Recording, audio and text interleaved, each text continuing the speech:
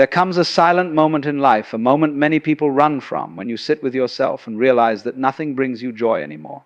And before you fear this moment, I want you to understand something profound. This feeling is not the end of your joy, it is the beginning of your awakening. Because when nothing excites you the way it used to, life is whispering a secret. You have outgrown the person you once were. The hooks of old pleasures no longer pull you, because the self that once desired them is dissolving. And if you listen carefully, you will sense that this emptiness is not a punishment, it is a clearing. A space being prepared inside you for something far greater than temporary excitement. There comes a moment in every human life where the world begins to dim, not because the world has changed, but because you have begun to change. Emotional numbness, the feeling that nothing brings you joy anymore, is often misunderstood as a sign of decline or failure. Yet, if you look closely, you will see that this experience is not a collapse, but a quiet transformation. It is the subtle tearing apart of an old version of yourself. And although it feels like emptiness, it is actually the clearing of inner space, preparing you for something far deeper than the superficial joys you once chased. When life stops entertaining you, it is asking you to stop being entertained and start becoming aware. Most people believe that joy disappears because something external is missing. A relationship fades, a job feels repetitive, life loses its color. But the truth is far more profound. Joy fades when the self you are becoming no longer matches the life you are living. There is an inner shift happening, a psychological and spiritual recalibration. The interests, habits, and even people who once felt meaningful suddenly lose their grip on you. This is not a sign you are broken, it is a sign you are evolving. Your inner world is shedding layers of identity that no longer fit. And though this process feels like losing joy, it is actually the soul refusing to be satisfied by what once distracted it. Consider the pattern. The shows you loved no longer excite you. The conversations that used to light you up feel repetitive. The goals you once chased with fire now feel strangely hollow. And there is a quiet fear hiding beneath it. What is happening to me? But sit with that question for a moment. What if nothing is wrong? What if the reason nothing brings you joy is because life is preparing you for a joy that is not dependent on stimulation? What if this numbness is your system rebooting, your mind stripping itself of noise so your real voice can finally emerge? This is the hook most people miss. The loss of joy is not the death of joy, it is the death of imitation. You see, emotional numbness arrives when your old coping mechanisms stop working. The small pleasures that once kept you comfortable, scrolling, noise, company, entertainment, can no longer distract you from the deeper truth rising within. Your soul is no longer willing to settle for temporary highs. It wants clarity. It wants authenticity. It wants freedom. And to give you these things, life must first silence the false joys that kept you asleep. That silence feels like emptiness, but the emptiness is simply the absence of illusion. It is you meeting yourself without filters, without distractions, without escape. In this stage, you might feel disconnected from the world, detached from things you once loved, almost as if you are floating between who you were and who you are meant to become. And that floating can feel terrifying because it lacks direction. But growth rarely announces itself with certainty.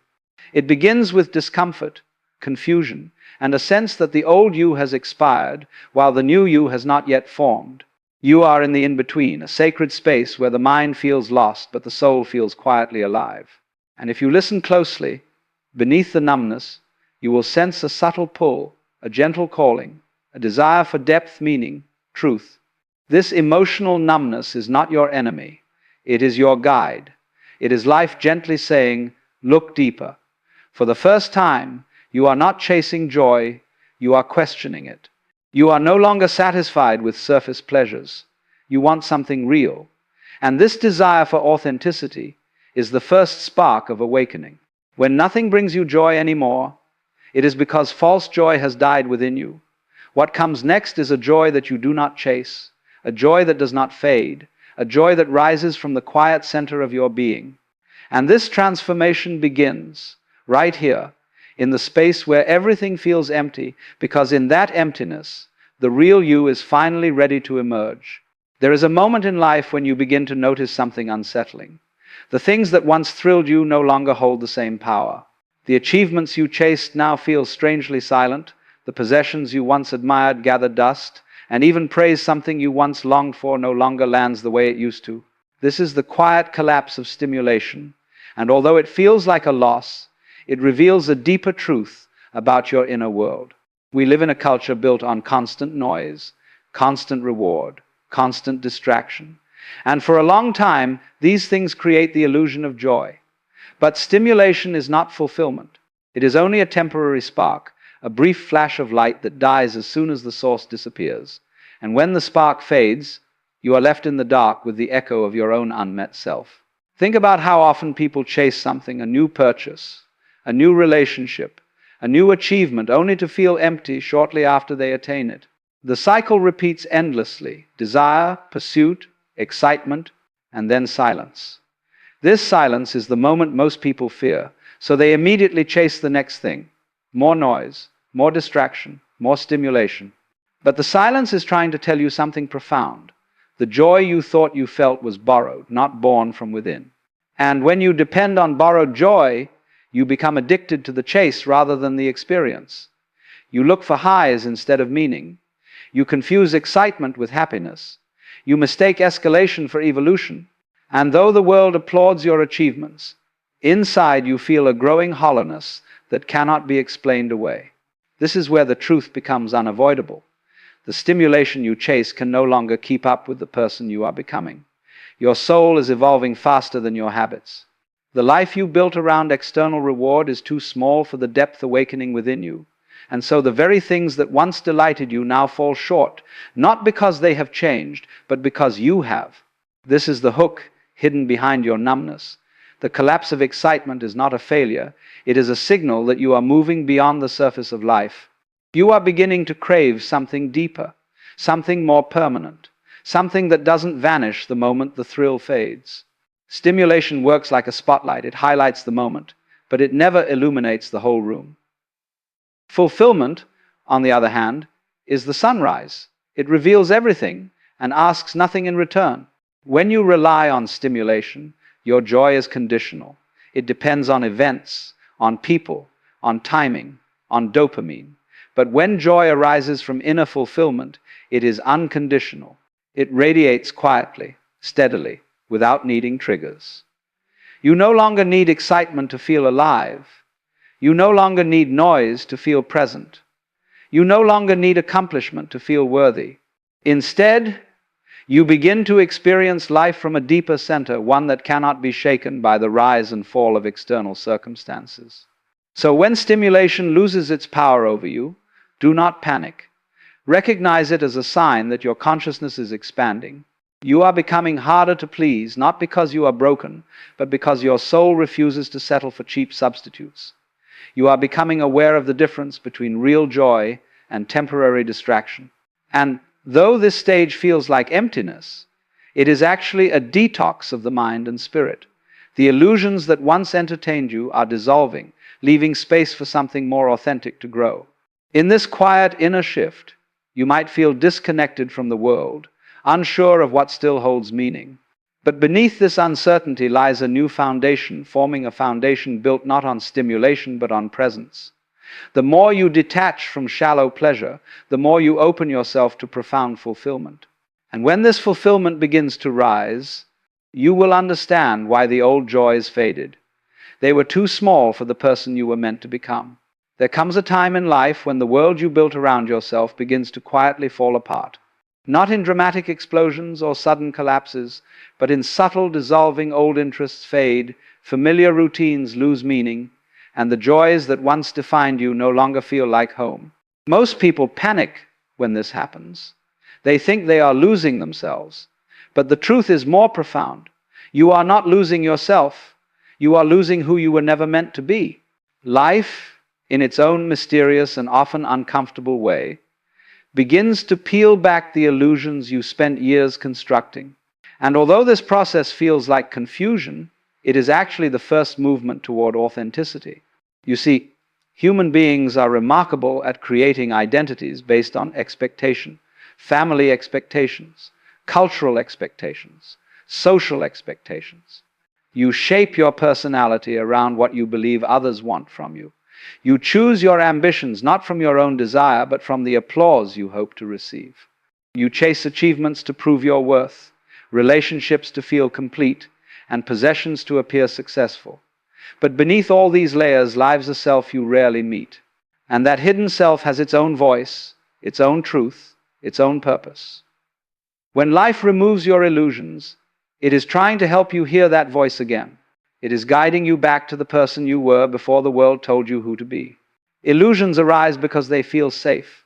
They give you roles to play, goals to pursue, identities to hide behind. But the cost of living inside illusions is high. You lose the ability to know yourself. And when you cannot recognize your own truth, joy becomes temporary, inconsistent, and dependent on external approval. So life, being the greatest teacher, begins dismantling the illusions one by one. The desires you once chased fall out of your hands. The validation you once craved stops feeding you. The version of yourself you presented to the world starts feeling heavy, forced, outdated. And because this shift is uncomfortable, you resist it. You cling to your old identity, not realizing that your suffering comes from holding on to what is no longer meant to stay. But if you pause for a moment and look deeper, you will see that each illusion that falls away reveals a small piece of truth. The friendships that fade make room for connections that nourish you. The goals that collapse redirect you towards something more aligned with your nature. The dreams that dissolve create space for desires you were once afraid to admit you wanted. And within this transformation lies a powerful realization. The universe is not taking things from you. It is clearing your path so you can finally meet the person you were always meant to become. This is the quiet hook life hides within your struggle. The more illusions you lose, the more truth you gain. Of course, this process doesn't feel like a gift while you're in it.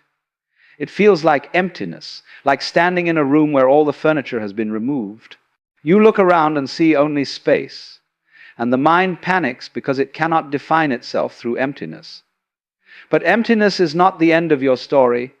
It is the beginning of clarity. Without illusions blocking your view, you begin to see yourself without filters. You notice desires that never belonged to you. You recognize fears that were passed down, not born within. You understand that much of your life was shaped by survival rather than authenticity. And in that recognition, something extraordinary happens. You begin to reclaim your truth. As life strips away the false layers, your inner world becomes lighter, clearer, more honest. You are no longer performing for the world, you are meeting yourself. You are no longer chasing validation, you are discovering meaning. And in that discovery, you experience a depth of joy that cannot be given by achievements, praise, or possessions. It is a joy that rises from simply being aligned with yourself. It is the quiet, steady joy of authenticity. When life removes illusions, it is not breaking you, it is freeing you.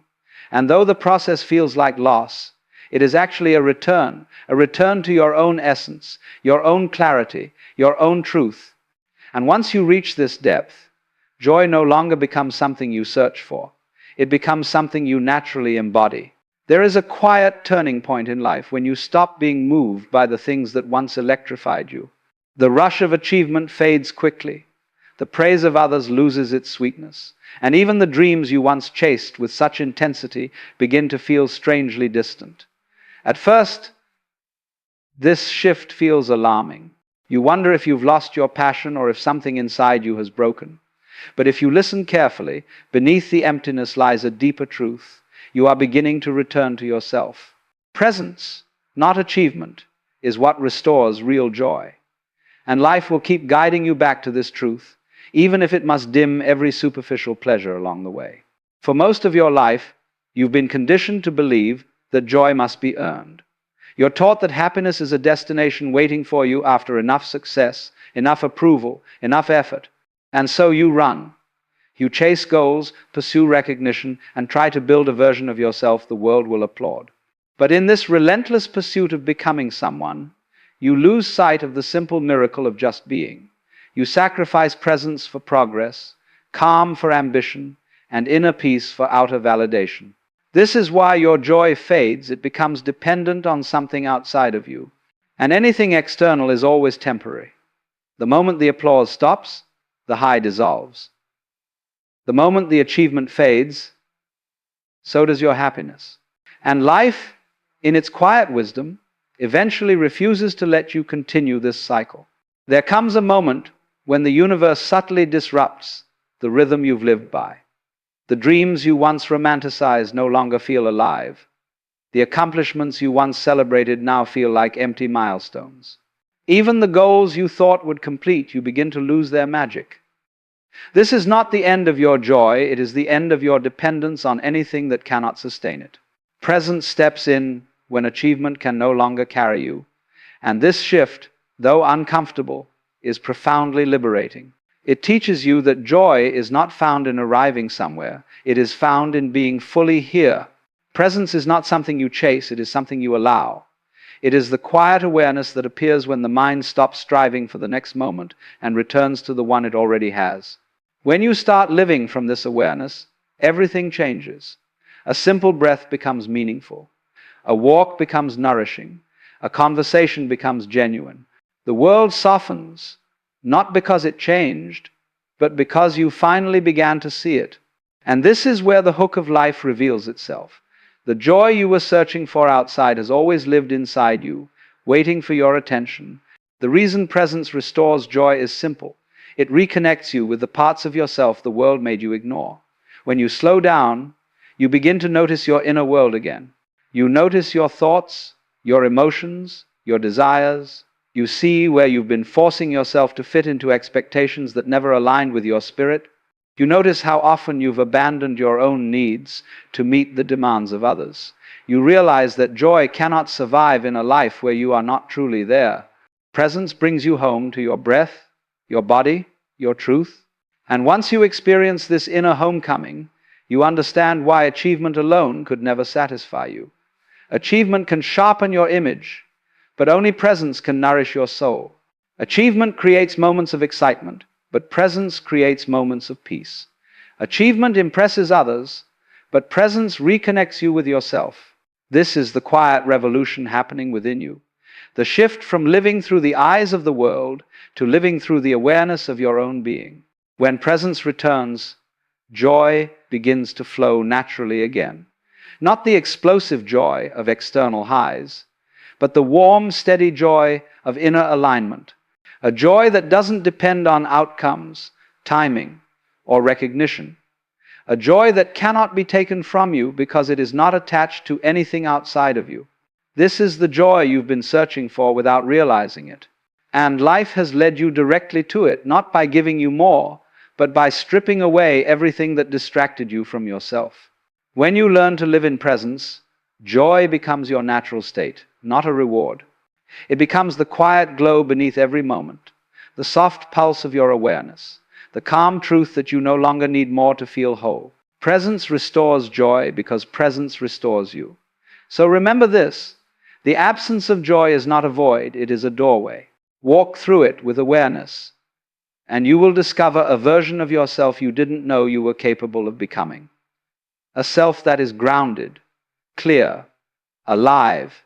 And when this self awakens, joy will no longer be something you chase, it will be something you naturally radiate.